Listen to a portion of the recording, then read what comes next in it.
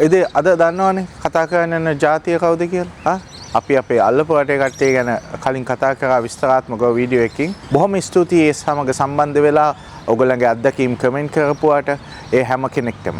ඉතින් මේ දේ ඇත්තටම අපි මේ දේ කරන්නේ මොකක්වත් හින්දා නෙමෙයි.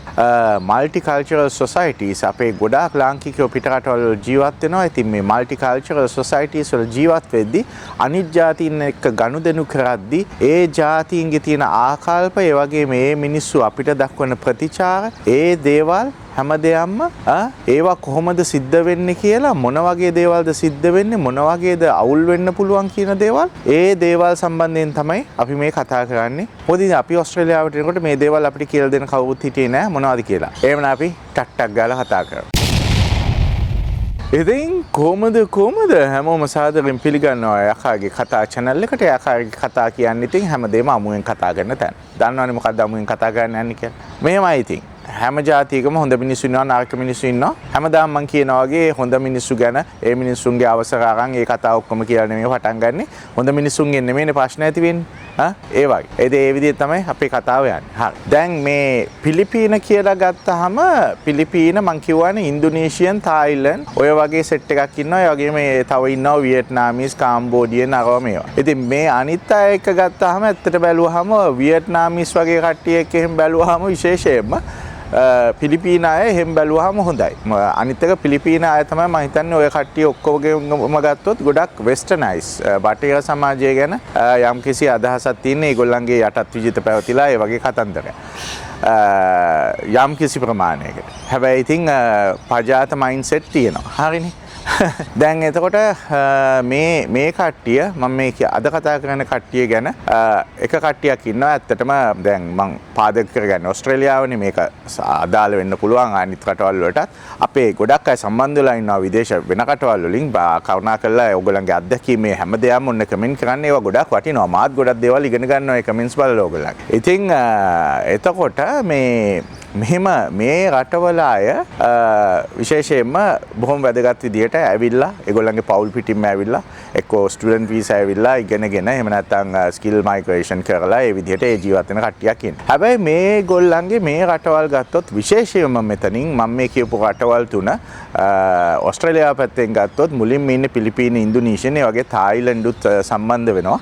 ලෝකේ අනිත් පැති වලට ගත්තොත් මේ තුනම ගොඩක් විශාල වශයෙන් සම්බන්ධ වෙනවා. ඒ කියන්නේ මේගොල්ලන්ගේ කතන්දරයක් තියෙනවා අර සමහර කට්ටිය මේ ටාගට් කරනවා මේ රටවල් වලදී ටිකක් සුදු ජාතිකයෝ කියන්නේ ටිකක් වයසක පහේ සුදු ජාතිකයෝ අල්ලගෙන ඒ රටවල් වලට ගිය ටුවරිස්ට්ලා වෙන්න පුළුවන් ඒ විදිහට අල්ලගෙන ඒගොල්ලන්ව කොහොම හරි කසාද බැඳගෙන මේ දියුණු රටවලට පනින ට්‍රෙන්ඩ් එකක් තියෙනවා. ඒක ඇවිල්ලා මං කියන දෙයක් නෙමෙයි. ඒක ෆැක්ට් එකක්. ඒක ලෝකේ කවුරුත් දන්නවා. මේගොල්ලෝ හරි ප්‍රසිද්ධයි. විශේෂයෙන්ම නම්බර් 1 මං හිතන්නේ පිලිපීන. ඊට පස්සේ දැන් ඕස්ට්‍රේලියාව පැත්තෙන් ගත්තොත් ඉන්දුනීසියන් කට්ටිය ඉන්නවා. මොකද ඕස්ට්‍රේලියාවට කිට්ටුවේම තියෙන රටක්. එතකොට ඔය බාලි කියන තැන මේ ඕස්ට්‍රේලියාව යන ටුවරිස්ට් ඩෙස්ටිනේෂන් එක. ඒ කියන්නේ ලාභම ටුවරිස්ට් ඩෙස්ටිනේෂන් එකක් සමහර වෙලාවට ඕස්ට්‍රේලියාවේ ඉන්ටර්ස්ටේට් ෆ්ලයි කරනවට වඩා ලාභයි බාලි වලට යන එක. එහෙම කතන්දරයක් තියෙනවා. ඉතින් ගොඩාක් අය යනවා ඒකට. ඒ කියන්නේ ඔය ලාභ හින්දා ළඟ හින්දා එක දේවල් වලට එහෙ අර තව කට්ටිය යනවා ඒ ආගන්තුක සත්කාර නෙමෙයි. අර එහි ගියාම මේ මිනිස්සු ඉතින් දෙයියන්ට වගේ සලකනවා. අර ලංකාවට ගියාටත් වඩා සුදු හැම දැක්කහම ඉතින් ඒ ආතල් ගන්න ඒ එක දේවල් වලට යනවා. ඉතින් ඔහොම ගියාම ඒ ඩෙස්ටිනේෂන්ස් ඒ බාලි හරි කොහේ හරි යන තැන්වල ඕවටම සෙට් වෙලා ඉන්න ගෑනු ඉන්නවා. ඕවටම සෙට් වෙලා ඉන්නවා ගිහිල්ලා සෙට් කරගන්න. ඔය තායිලන්තෙත් එහෙමයි, පිලිපීනෙත් එහෙමයි. තියා වයසක වගේ තනියෙන් දාවි කියලා පොඩ්ඩක් කතාවට සෙට් වෙන නිකන් හොටෙල්ස් වලදී පාරේදී මගතොටේදී කොහොම හරි කතාවට සෙට් වෙන එහෙම ඇවිල්ලා අර කොහොම හරි සම්බන්ධතාව ගොඩනගාගෙන ඒගොල්ලන්ගේ ප්ලෑන් එක තමයි ඒ හරහා ඒ මිනිස්සයාව හසාද බැඳගෙන හරි පාර්ට්නර් වීසා හරි දාගෙන ඒ රටකට පැන ගන්න. ඉතින් එතකොට දැන් ඒ වගේ තියෙනවා දැන් ඔන්ලයින් අරව මේවා එක සයිට්ස් වලින් ගිහිල්ලා සුද්දෙක්ව කියන්නේ හැම සුදු කෙනෙක්ව සෙට් කරගෙන එක රටවල් වලට පැන ගන්න එහෙම. ඒක ඉතින් පාරක දැක්කත් හුඟක් දකින්න පුළුවන්. මම හිතන්නේ ඕගොල්ලෝ ඉන්න රටවල් වලත් කමෙන්ට් කරන්න. නිකන් වයසක සුද්දෝ එක්ක යනවා ඊට ගොඩක් සාපේක්ෂව තරුණ ඔය ගෑනු පිලිපීන ඉන්දුනීසියන් මේ පෙනුම තියෙන තායිලන්ත වෙන්න පුළුවන් එහෙම. එතකොට ඉතින් දැන් මේ විදිහට සෙට් කරගෙන ඒ විදිහට රටකට පැනගත්තාම ඒ පැනගෙනත් හොඳට ඉතින් පෞල් ජීවිතයක් ගෙවන මිනිස්සුත් ඉන්නවා ඇති. එහෙම අයත් ඇති. ඉතින් ඊට අමතරව කතන්දරේ කියන්නේ මම මේ බොහොම කෙටියෙන් කතා කරන්නේ හරිද ඕගොල්ලන්ගේ අත්දැකීම් කමින් කරන්න. දැන් අපි දැන් අන්තිමට එන්නේ අපි ගැන තියෙන ආකල්ප ගැන. මේ එතකොට මේ මෙහෙම එන කට්ටිය සමහර දැන් මං කියන්නේ හොඳට ඉන්න ඇති ඒ වුණාට අනිත් අය කරන්නේ මේක මේ ෆුල් ආදරය මත ආදරය කෙයාරින්. මොකද සුද්ධ ගොඩක් අහුවෙන්නේ ඔය වයසක සුද්ධ සමහර අය සමහර කට්ටියට පර්සනැලිටි එකක් නැහැ තව සුද්දෙක් එක්ක කතා කරන්න ජීවිත කාලෙට. මෙහෙම මිනිස්සු ඉන්නවා.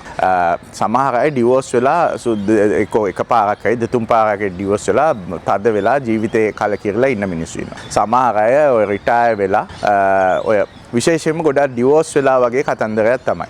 සමහර අය හැදිලා වැඩිලා තියෙන පරිසරයේ සුද්දෝ කියන්නේ ඒ විදිහට ගිහිල්ලා ඉතින් ඔය රටවල් වලට ගිහිල්ලා ඉතින් මේ ගෑනු ඇවිල්ලා අර පෙන්නනවා මාර කෙයාරින් එකක්. මාර කෙයාරින්. හරියට හොයලා බලනවා මාරයි කිය. ඉතින් මේ මිනිස්සුන්ට හිතා ගන්න බෑ අම්මසේ. අපේ ගෑනු එහෙම නෑනේ. මේ ඇවිල්ලා මාර ගෑනුනේ මෙන්න කියලා.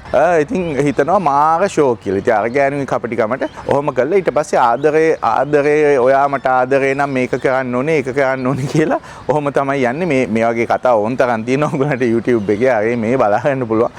කතන්දරේ පටන් ගන්න එකක් ඉතින් කසාද බඳින්න ඕනේ. ඊට පස්සේ වීසා ගන්න ඕනේ කියන එකේ රටට. ඒක අර ඔප්පු කරන්න ඕනේ ආදරේ. ඔහොම ඇවිල්ලා අන්තිමට තමන්ගේ පවුලට සල්ලි දෙන්න ඕනේ කතාව. ඔය රටවල් තුනෙන්ම ඔය හරි ප්‍රසිද්ධයි. ඔය පිලිපීන, ඉන්දුනීසියන්, තායිලන්ත. ඊට පස්සේ තමන්ගේ පවුලේ අයට සලකන්න ඕනේ. සල්ලි යවන්න ඕනේ. ගෙවල් වලට සල්ලි යවන්න ඕනේ. අම්මට තාත්තට සහෝදර සහෝදරියන්ට නැන්දගේ පුතාට පුංචි අම්මට මුළු ඔක්කොට. ඒ ඔක්කොමත් කරලා අන්තිමට අර මිනිස්සයා දැන් ඕස්ට්‍රේලියාවට හරි රටකට ගෙන්න ගත්තට පස්සේ තමන්ගේ තියෙන ඊළඟට ආදරේ ඔප්පු කරන්න ඕනේ දේ තමයි අර දේපොළ ටික ලියන්න ඕනේ. තියෙන ඔක්කොම. මොකද විශ්වාස නැද්ද ආදරේ ඔප්පු කරන්න ඕනේ එහෙමයි. ඉතින් අර මේ මෝඩ මිනිස්සුත් ඕවා කරනවා. ඔතනත් ඔය ඉන්නවා මිනිස්සු සමහර ගල්ලාන්දු වගේ මිනිස්සු ඕවා හොඳ තේරුම් අරගෙන තමන්ගේ වැඩේ කරගෙන මාව වෙන එහෙම කට්ටිය ඉන්නවා. ඊට අමතරව ඉතින් ඒවා ඔක්කොම ලියන්න ඕන. අන්තිමට දේපොළ ටික ලියාගත්තට පස්සේ දැන් හුඟක් වෙලාවට මේ වයසක සුද්දෝනේ බඳින්නේ අවුරුදු 60 70 සුද්දෝ බඳිනවා. සමහර වෙලාවට අවුරුදු 20 ගණන් වල වෙන්න පුළුවන් 30 ගණන් වල වෙන්න පුළුවන් එහෙම. එතකොට ඉතින් මෙහෙදී මේගොල්ලන්ගේ සොසයිටිස් එහෙමත් තියෙනවා. මේගොල්ලෝ හරිය එකමුතු යාර ලංකාවේ වගේ නෙමෙයි මල්ටිකල්චරල් සොසයිටි ලංකාවේ තියෙන ඛේදවාචකය තමයි ඔය කොච්චර පජාති වුණත් අනිත් ಜಾති එක ಜಾති ඒ මිනිස්සු එකාට එකා ඉන්නවා ලංකාවේ මිනිස්සුන්ට තියෙන ඛේදවාචකේ වෙන මිනිස්සුන්ගෙන් පිහිටකුත් නැහැ තමන්ගේ උන් තමයි තමන්ට හොඳටම කෙලවන්නේ ඉතින් මහරාත එතකොට ඉතින් තමන් ස්ට්‍රෝං වෙන්න ඕනේ ඒකනේ අපි කතා කරන්නේ තමන් ස්ට්‍රෝං නැතිනම් කවුරුත් වැඩක් නැහැ කොහමද ඊට පස්සේ දැන් මම කියන්නේ මේගොල්ලන්ගේ කනෙක්ෂන්ස් නෙට්වර්ක් ඕන් තරම් තියෙනවා ඒ ಜಾති අයගේ සොසයිටිස් අරමේ ඕන් තරම් ඉතින් එහෙම තියෙද්දි අන්තිමට මෙහි ඇවිල්ලා ඒ රට ගැන අනිත් අය කියලා දෙනවා මොනවද තියෙන ලීගල් රික්වයර්මන්ට්ස් අරමේ කියලා අන්තිමට ආ මිනිස්සුගේ දේපොළ ටික ඔක්කොම ගත්තාම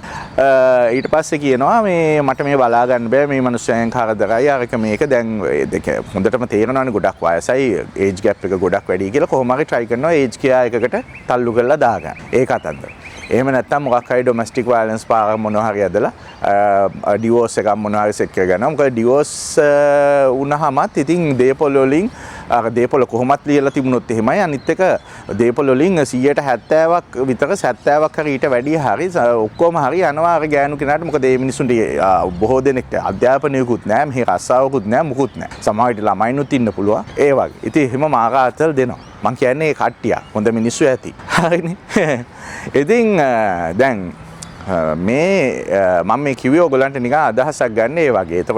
එතකොට මේකේ අපේ බලපෑම තියෙන්නේ මේ මිනිස්සු ඉතින් හුඟක් මේ විදිහට මේ රටවල් වලට ගොඩ පෑම මිනිස්සුන්ට හරි හැමං අධ්‍යාපනයක් තියෙන මිනිස්සුත් නෙමෙයි. සමහර විට ඉංග්‍රීසිත් අර සුද්දාක කතා කරලා තමයි හදාගන්නේ. එතකොට මේ ක්වොලිෆිකේෂන් මොනවත් නැහැ. ලෝකෙ මේ මොනවත් දැනුමකුත් නැහැ. හැබැයි මේ මිනිස්සුන්ට එනවා සමහර අයට ඔන්න ආව දැන් විශේෂයෙන් ටිකක් අලුත් වගේ කට්ටියට එන දෙයක් තමයි මේ අම්මට දැන් මං සුද්දෙක් එක්කනේ ඉන්නේ දැන් මාත් සුද්දියෙක් තමයි කියන එක හරිද ඒ කියන්නේ සුද්දියෝගේ ඇටිටියුඩ්ස් එහෙම නෙමෙයි ඒගොල්ලෝ හිතන්නේ දැන් මේ සුද්දියෝ කිව්වහම කෑ ගහන්න පුළුවන් කියලා අනිත් අයට සුද්ධියන්ට බයයි මේගොල්ලෝ අර අනිත් ජාතින් විශේෂයෙන්ම ඔන්න දකුණු ආසියාව වගේ කට්ටියට දැක්කහම නිකන් ගොන් ආතල් දෙන්න පුළුවන් සමහර තැන්වල. ඒකත් ඔය ස්ටුඩන්ට් වීසා වගේ ඉන්නකොට තමයි ඔය පාර්ට් ටයිම් ජොබ්ස් එහෙම කරන්න ගියාම තමයි ගොඩක් පල්ලෙහා තැන්වලදී එහෙම පාර්ට් ටයිම් ජොබ්ස් කරන්න ගියාම තමයි විශේෂයෙන්ම අර ඒ වගේ නිකන් උපදෙස් දෙන්න එන්න පුළුවන් මෙලෝ හසරක් දන්නේ නැතුව සමහරට ඔය කෑ ගහන්න එන්න පුළුවන් එක එක ආතල්. ඒතකොට ඉතින් Taman දැනගන්න ඕනේ මේවා තේරුම් අරගෙන ඒ විදිහට ප්‍රතිචාර දක්වන්න. ඒ විදිහට ප්‍රතිචාර දක්වන්න. ඉතින් ඒක තමයි කතන්දරේ. අමුතු අර එහෙම ආතල් වෙන්නේ සමහර මේ අර යට ඉඳලා යන්තම් එකපාරට ලොතරයක් ඇදුනා වගේ වුණාම මිනිස්සුන්ට වෙන මානසිකත්වයක් එන මිනිස්සු ඉන්නවා. හොඳ මිනිස්සු ඉන්නවා ගොඩක්. අයිත් එක ඔය අපේ අල්ලපු කටේ කට්ටිය එක කතා කරා වගේ මේ රාවට මේ ඔය වංචාරව මේවා කරන්න නම් එන්නේ නෑ මේ වගේ අය බොහෝ දුරට. එතකොට ඉතින් අර තමන් ප්‍රතිචාර දක්වන්න ඕනේ මේ විදියට. හැබැයි හොඳ මිනිස්සු ඉන්නවා ගොඩක්. ඒක තමන්ගේ ප්‍රතිචාරය තමයි නිකන් අර හිනාව දාගෙන හීගාගෙන බියගුළු කමින් වගේ යන්න එපා. කොහෙ ගියත් පිටරටවල වල ඉන්නකොට හිනා වෙන්න ඕනේ. හිනා වෙන්න අවශ්‍ය තැන්වලදී. අර කීවර්ඩ්ස් පාවිච්චි කරන්න ඕනේ. good morning, how are you, sorry, thank you. ඔවා මේවා නිකන් අර ඔහේ කියවන්න එපා ඔය සොරි කියන වචනේ උනත්. හරිද? ඉතින් ඔහොම ආතල් තියෙනවා ඔන්න ඕගලන්ගේ කමෙන්ට්ස් නම් ඕනේ. ඕගලන්ගේ අත්දැකීම් විශේෂයෙන්ම මේ වෙන රටවල් වල ඉන්න අයට අපේ මැද පෙරදිග ඇමරිකාවේ, කැනඩාවේ, යුරෝපේ, ආප්‍රිකාවේ, ලෝකේ වටේම ජපානයේ, කොරියාවේ අපේ ඉන්න සහෝදර සහෝදරයන්ගේ ඒගොල්ලන්ගේ අත්දැකීම් ඕනේ. බොහොම වැදගත්. මටත් බොහොම වැදගත් ඒවා දකින්න. එහෙම නැත්නම් අද නවතින්න හැමෝම පරිස්සමෙන් ඉන්න අපි ආයෙ දවසක හමු වෙමු.